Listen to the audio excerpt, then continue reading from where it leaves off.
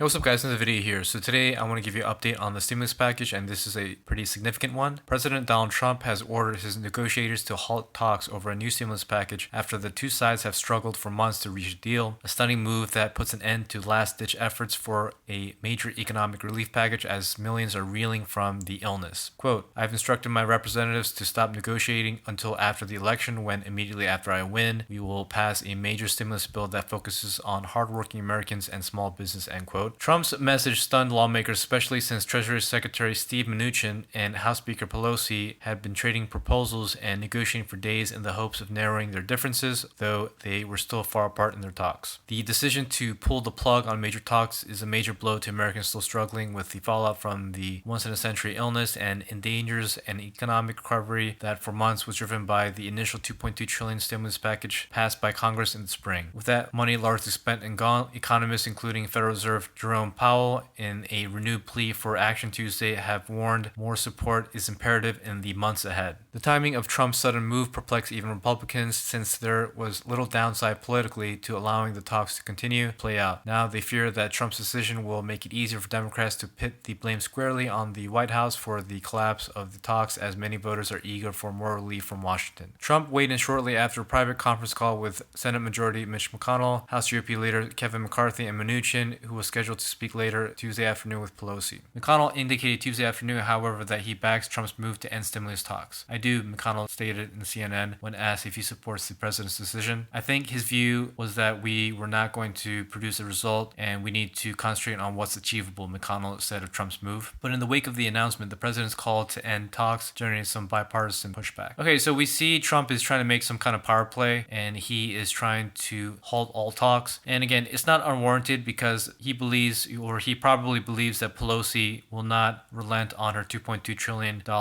budget for the new HEROES Act, or the revised HEROES Act. So I think what he's trying to do is create a somewhat of a stalling tactic to possibly get toward the $1.6 trillion mark. And again, that figure ranges from 1.3 to 1.6 trillion. But again, I think he is trying to kind of take some attention away from the illness package and possibly toward himself, where he gets to a point where he's in a better point for negotiations, or he's in a better point to be elected. Maybe he's trying to garner sympathy, I don't know, but I'm sure he has some motive in mind. But I think I largely agree that the talks currently between the House and the Senate are very unproductive, and also between Mnuchin and Pelosi aren't very productive. So if he called end to it for whatever reason, then I can see his point. But from the standpoint that nothing is getting done, then it wouldn't really matter what he stated on Twitter or whatnot. So anyways, thanks guys for watching the video. Again, do not be too hopeful on any type of stimulus package or any type of stimulus check, because if he did call an action with Mnuchin to stop negotiating, then it's definitely not going to happen before the election. And again, the most ideal situation is you get something by the end of the year, but again, that is not looking too helpful either. So anyways, thanks guys for watching the video. If you are interested in my book, please check out the Amazon link below. It describes how I became a multi-millionaire at age 35 by only having a salary income of 40K to 81.5K from the ages of 22 to 35. It goes over income, expenses, and more importantly, investing. So that's it guys, and stay tuned for the next video.